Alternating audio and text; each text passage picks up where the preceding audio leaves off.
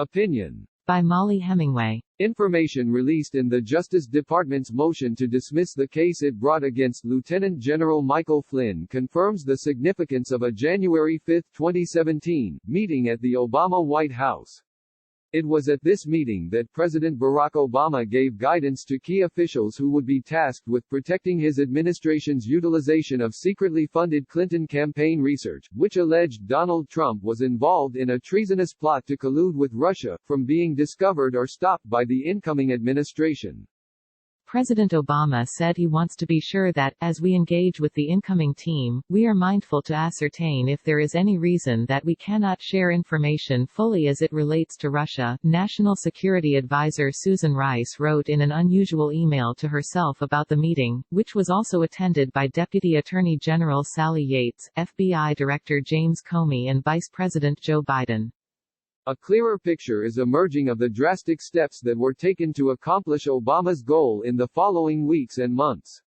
Shortly thereafter, high-level operatives began intensely leaking selective information supporting a supposed Russia-Trump conspiracy theory, the incoming National Security Advisor was ambushed, and the incoming Attorney General was forced to recuse himself from oversight of investigations of President Trump. At each major point in the operation, explosive media leaks were a key strategy in the operation to take down Trump. Not only was information on Russia not fully shared with the incoming Trump team, as Obama directed, the leaks and ambushes made the transition chaotic, scared quality individuals away from working in the administration, made effective governance almost impossible and materially damaged national security. When Comey was finally fired on May 9, in part for his duplicitousness regarding his handling of the Russia collusion theory, he orchestrated the launch of a special counsel probe that continued his efforts for another 2 years. That probe ended with Robert Mueller finding no evidence of any American colluding with Russia to steal the 2016 election.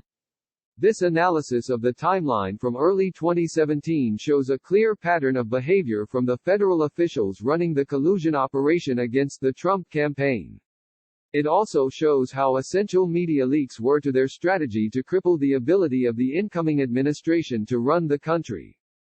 January 4, following the closure of a pretextually dubious and politically motivated FBI investigation of Flynn at the beginning of January, the leadership of the FBI scrambled to reopen a case against Flynn, the man who, in his role as National Security Advisor, would have to review their Russia collusion investigation.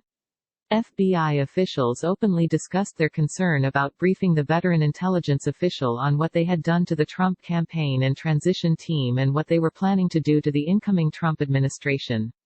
Flynn had to be dealt with. The FBI's top counterintelligence official would later memorialize discussions about the FBI's attempts to get Flynn fired. No reopening was needed, they determined, when they discovered they had failed to close the previous investigation. They found this mistake amazing, and serendipitously good, and said, our utter incompetence actually helps us. Even more noteworthy were texts from the FBI's number 2 counterintelligence official, Peter Strzok, to FBI lawyer Lisa Page noting that the 7th floor, a reference to Comey and his deputy director, Andrew McCabe, was running the show. January 5, Yates, Comey, CIA Director John Brennan, and Director of National Intelligence James Clapper briefed Obama on Russia-related matters in the Oval Office. Biden and Rice also attended. After the Obama briefing, the intelligence chiefs who would be leaving at the end of the term were dismissed and Yates and Comey, who would continue in the Trump administration, were asked to stay. Not only did Obama give his guidance about how to perpetuate the Russia collusion theory investigations, he also talked about Flynn's conversations with Russian Ambassador Sergei Kislyak, according to both Comey and Yates.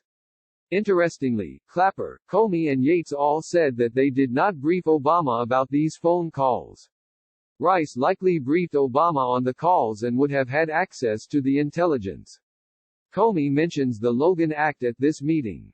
It was this meeting that Rice memorialized in her bizarre Inauguration Day email to herself that claimed Obama told the gathered to do everything by the book.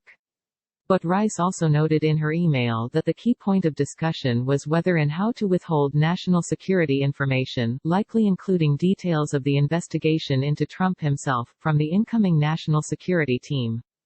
January 6, an ostensibly similar briefing about Russian interference efforts during the 2016 campaign was given to President-elect Trump. After that briefing, Comey privately briefed Trump on the most salacious and absurd P-tape allegation in the Christopher Steele dossier, a document the FBI had already used to obtain a warrant to spy on Trump campaign affiliate Carter Page. He did not mention the dossier was completely unverified or that it was the product of a secretly funded operation by the Clinton campaign and the Democratic National Committee.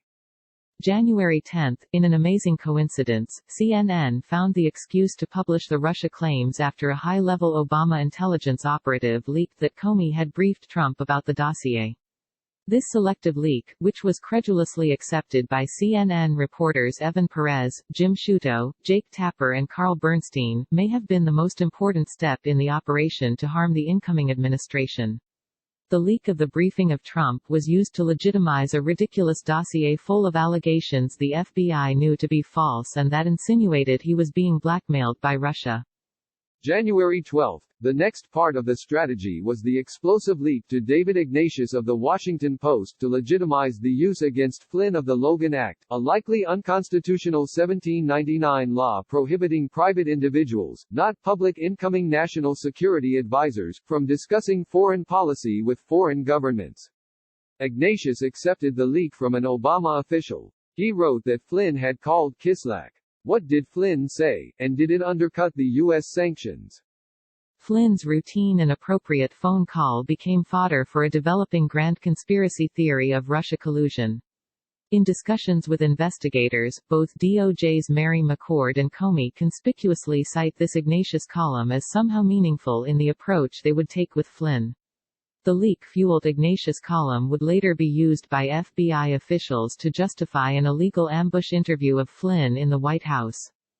January 24, Comey later admitted he broke every protocol to send agents to interview Flynn and try to catch him in a lie.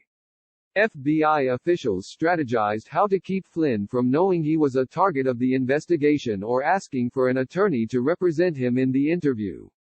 A leak-based January 23 Washington Post article that falsely stated that Flynn was not an FBI target was key to that strategy.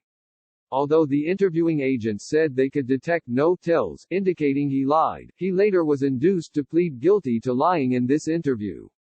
Presumably in light of what Flynn had told them about the calls, Yates would go to the White House the next day and insinuate Flynn should probably be fired. February 9, the strategy to get Flynn fired didn't immediately work, so another leak was deployed to Greg Miller, Adam Entis and Ellen Nakashima of The Washington Post. That article, headline National Security Advisor Flynn discussed sanctions with Russian ambassador, despite denials, officials say, was sourced to people who happened to share senior FBI leadership's views on the Logan Act. This article was also based on criminal leaks of top-secret information of phone call intercepts and laid out the FBI's case for why Flynn's contacts with a foreign adversary were a problem. The fact that such phone calls are routine, not to mention Flynn's case that improved relations with Russia when China, North Korea and Iran were posing increasing threats, never made it into these articles for context. February 13, the operation finally succeeded in getting Flynn fired. March 1, Flynn was the first obstacle who had to be overcome. Attorney General Jeff Sessions was the next. The Trump loyalist with a strong Department of Justice background would also need to be briefed on the anti-Trump efforts unless he could be sidelined. Comey admitted that early in Sessions' tenure, he deliberately hid Russia-related information from Sessions because it made little sense to report it to Attorney General Sessions, who we expected would likely recuse himself from involvement in Russia-related investigations. To secure that recusal, yet another leak was deployed to The Washington Post's Adam Entis, Ellen Nakashima and Greg Miller.